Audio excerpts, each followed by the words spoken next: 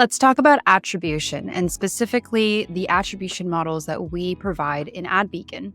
So what's really nice about our attribution models is they're very straightforward. There's no proprietary models. They're pretty easy to understand, but I want to walk you through each and every one of them, when we suggest using them, why you use them, and how to read them for the most effective results. So before we even dive in, I think we need to talk about attribution and what attribution means. So in this example here, attribution just means who gets credit for a sale and or a lead within a given amount of time. And in its applicability, this is a perfect example. Let's just say in the last 14 days, I drove down the street and I saw a billboard right here of this skincare brand.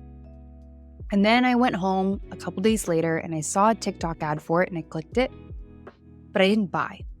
And then maybe the same day or the next day, I clicked on a Facebook ad. And then I went back into direct, which means I just typed in that brand's name. Let's just say Glossier, for example. In this case, we'll say glossier.com and I buy, which would be considered direct. Who gets credit for that sale? And let's just assume the sale for the skincare was $100. Should the billboard get the credit because it was the first touch?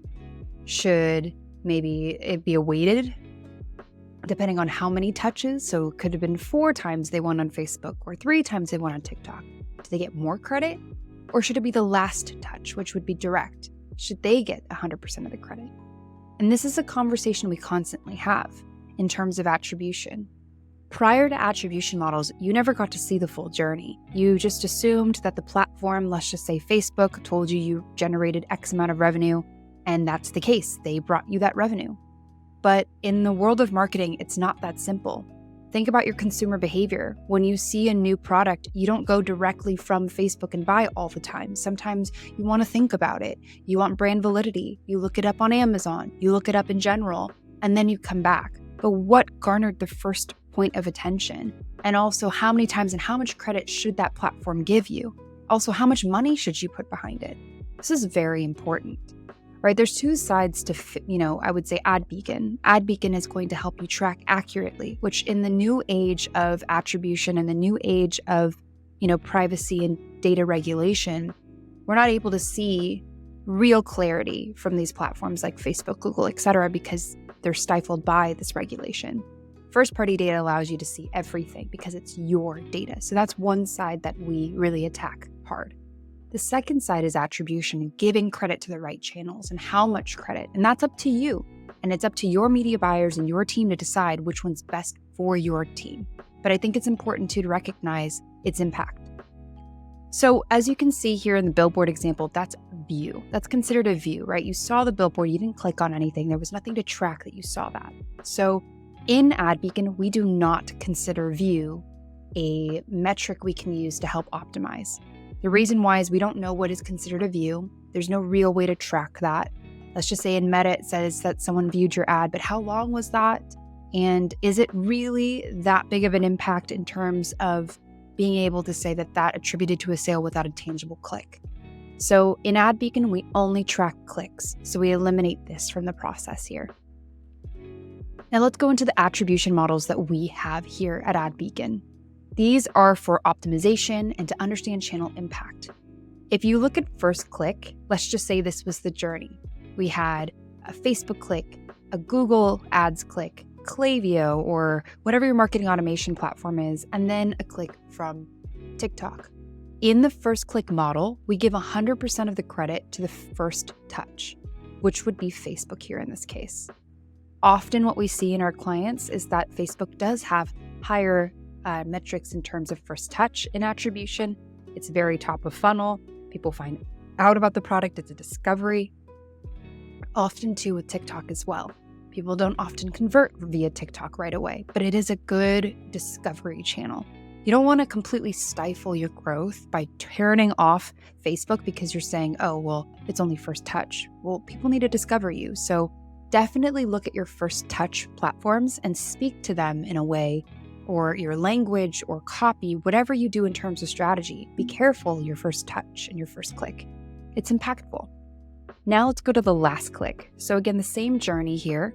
And how our attribution models are is that we give the last touch 100% of the credit. So last click. So in this case, it would have been TikTok.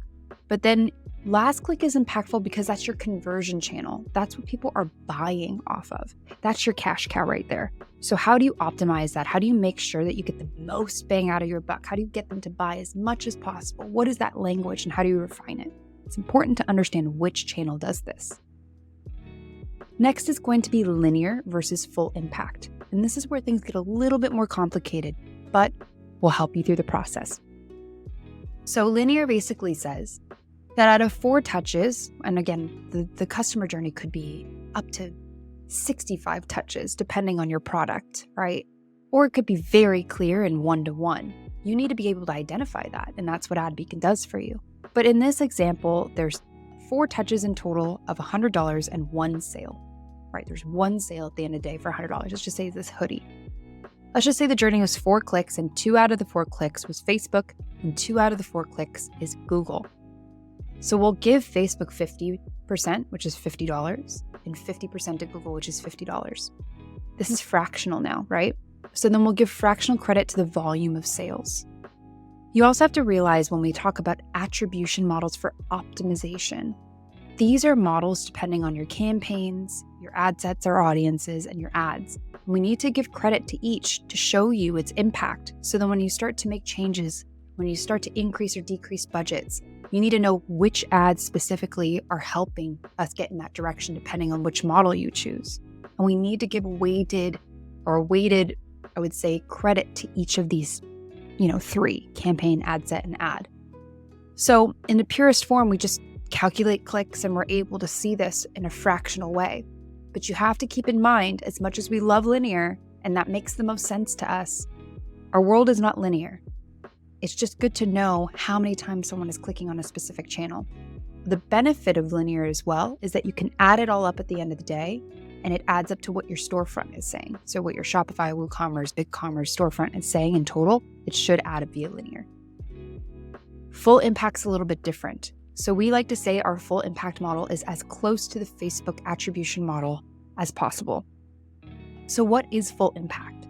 Basically, full impact says that if the channel, campaign, ad set, or ad had any touch in the ultimate sale, it gets 100% credit.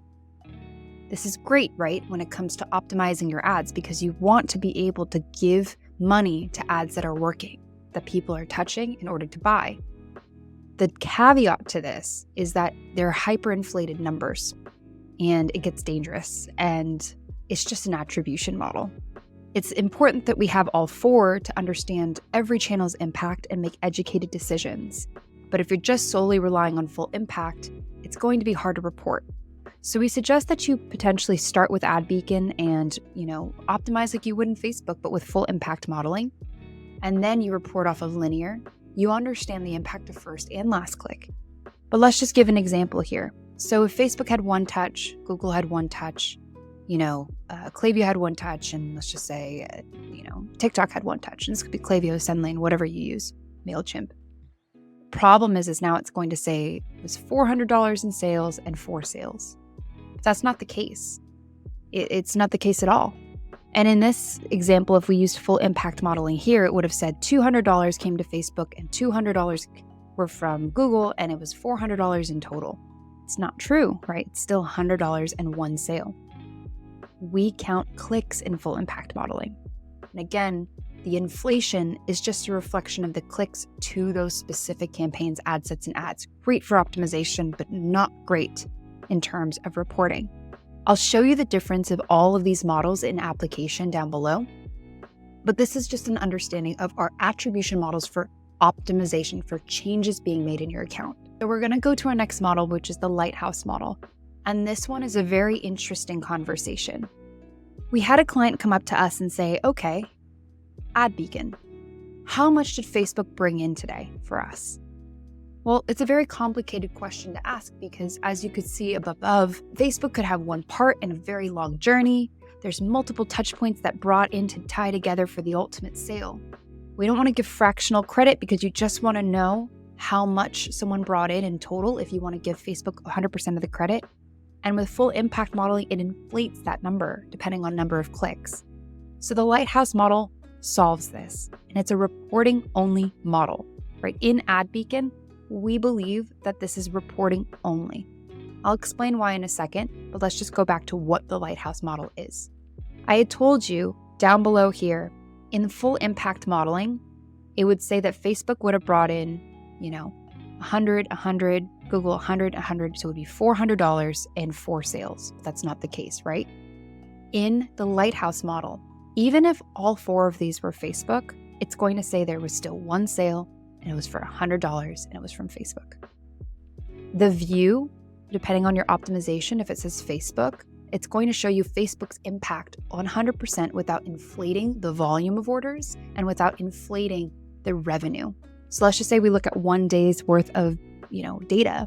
You can look at this here and say, oh, okay, it said Facebook had a hand in 4 sales and $400, and you go back to your store and it says we only had 4 sales and $400, and let's just say Facebook's your only revenue driver. It's the apples to apples. Remember, this is a report-only model, and the reason why is it's nice to see channel efficiency and growth over time as you start to optimize with these models up top. Down below here is just a gut check to see what's happening and to showcase Facebook's impact. But again, if you change it to Google and it's the Lighthouse model, it's the same thing in reflection to Google's impact. Don't forget that there's multiple touches in a sale, but if you just want to sterilize it that way, we offer that to you. So now let's look at application. Let's go to full impact modeling right away. So how and when should we use each of these models? So I told you full impact is great for campaign impact and optimization. As you can see here, if we give credit to every single campaign, ad set, and ad that attributed to a sale, then you're able to optimize and say, okay, I want to scale, specific campaigns. I think this is great here, or, let's look at the reflection between Facebook ROAS and AdBeacon ROAS, and you kind of go back and forth. And the reason why you can trust AdBeacon data is because we can also have a full customer journey where you can see how many times someone touched this ad in Facebook or, Google. There's proof there.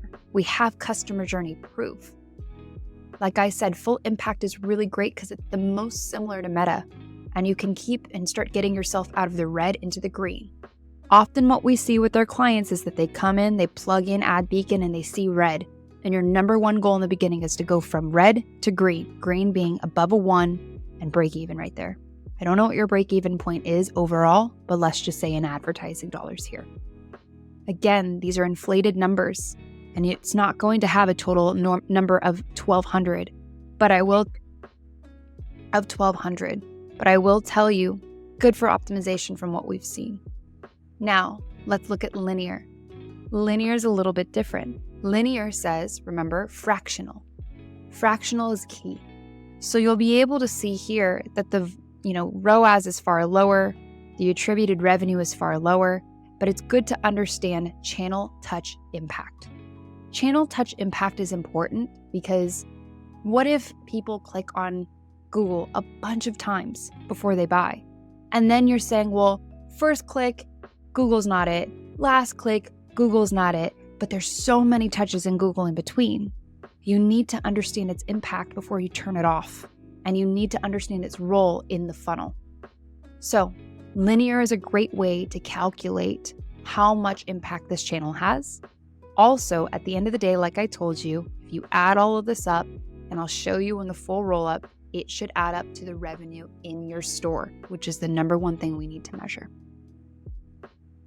Next, first click. So this one right here is Meta. I was just using this as an example. It's the impact of the first touch. If you look here, wow, it's a 2.13 return on ad spend. About $50,000 came from just first touch of Meta. So you can see this is a top of funnel channel. Really impactful of how you speak to those clients and or customers.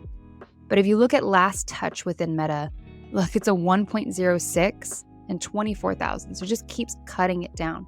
So maybe Meta is not the way that people convert. People don't buy directly off of Meta as the last touch. But if you turn it off, this first touch could really hurt you. Look at this. First touch is even stronger than that of linear.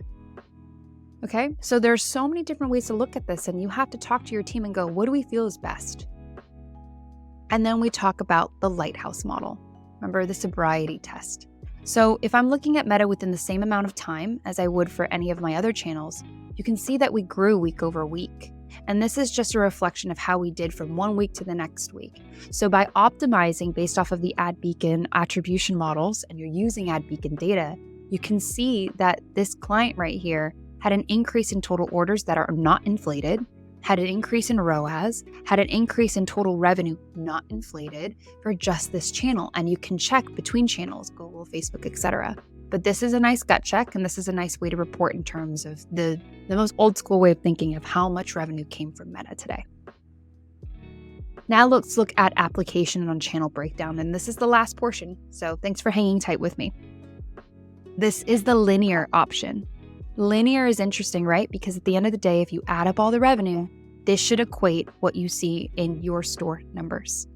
That is so interesting to look at it all together, and I suggest you use linear, again, for reporting.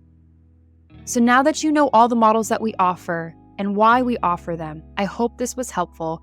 Please review this back over again and feel free to reach out to our teams if you have any questions. I'm so excited to see what you do with this, and cheers.